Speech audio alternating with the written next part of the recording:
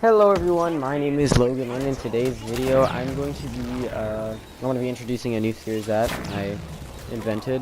And I mean, it's not like no one's done it before, but it's just, my thing, and it's just how good is that map if you didn't read in the description. And obviously we're going to be covering Shadows of Evil.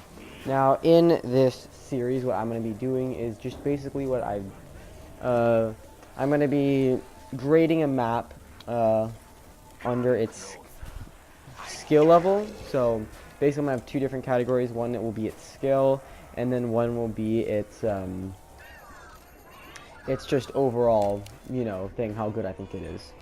So what I'm going to be grading it in is its atmosphere, weapons, how it is to unlock the Pack-a-Punch, the perks, the replayability of the map, the Easter egg of the map, the main Easter egg, smaller Easter eggs, minor Easter eggs, the audio quotes. That sounds pretty stupid, but if it doesn't have very good audio quotes, I mean, it gets really boring after a while, just giving the audio quotes over and over again. Like, make the audio quotes, interesting. The traps that you can use, the visuals, the colors, like, you have good colors, like, it doesn't mean like, oh, if it has like shade, it's like if it's like really dark, it's gonna get a horrible grade. It means like how do like all the colors contrast and stuff with each other. And then finally the specialist ability, if it has one.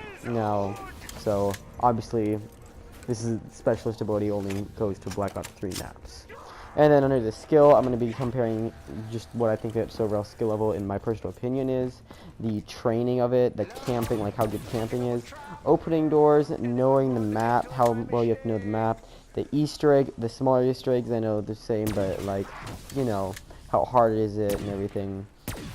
High round attempts, and then how it is to obtain everything.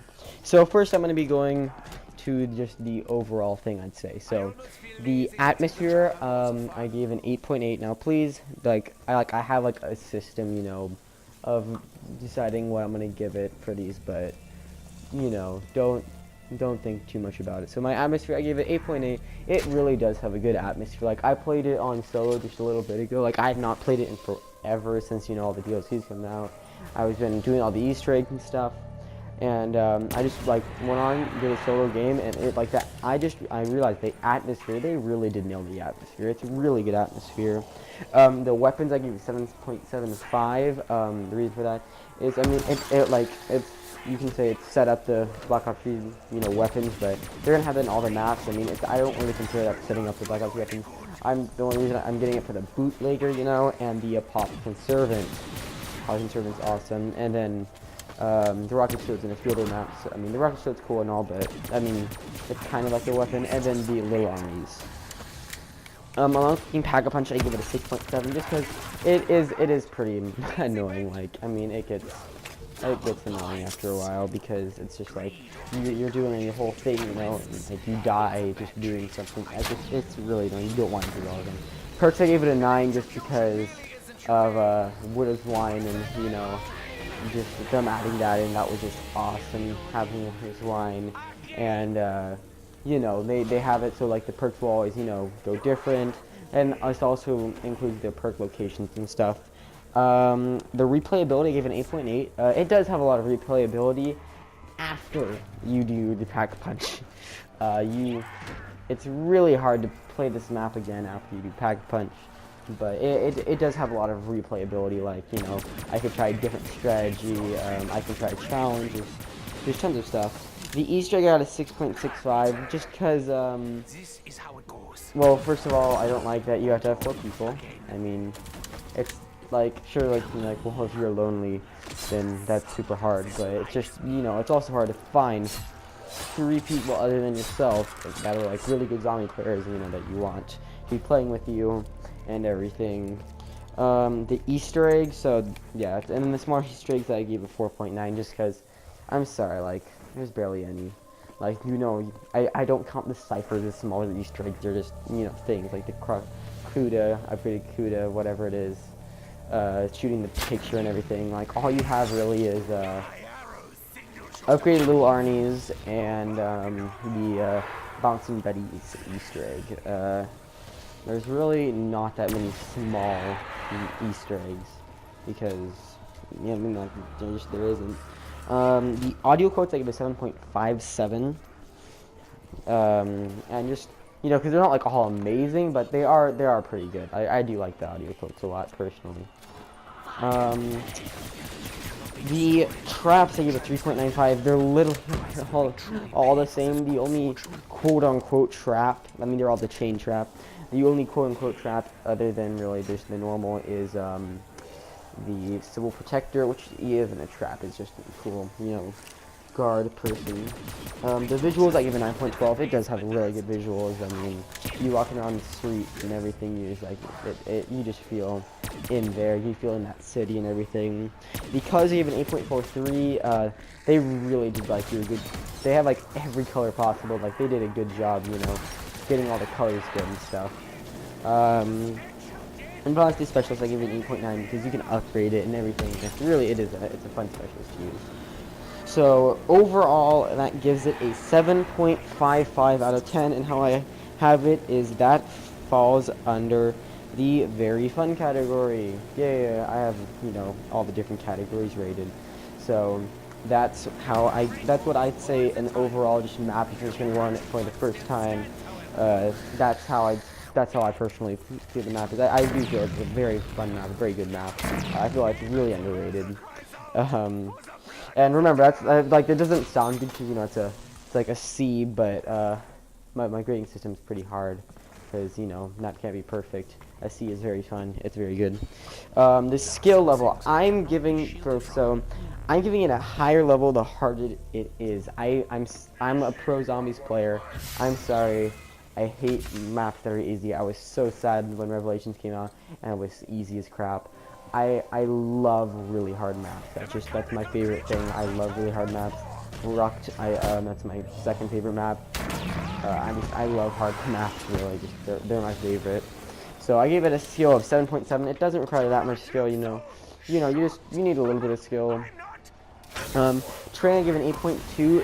It's fun training. There's a lot of different areas to train. You can train really fast areas that are harder. You can train really slow areas that are easier.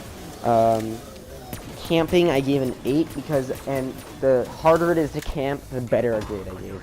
Because if it's easy to camp, I'm gonna give it a horrible grade because I hate camping. I don't know why people would like camping. All you do is sit and do nothing. I mean, you go in for a high round, you just camp the entire time, buried. You just sit in the corner doing nothing. It's boring. I mean, I'm sorry. Opening doors, I give it a 7.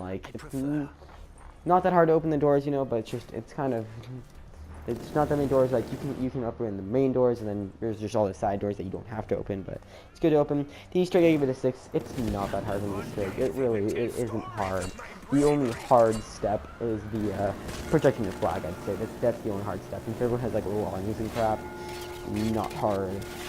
Smaller Easter eggs, I also give a 6 just because those are also really easy. Get a few kills with Bouncing Betty, or not Bouncing Betty, Trip Mines next to the donut carts, and get killed with a little Arnie, and then go around the map and throw the little Arnie in certain locations. Not that hard.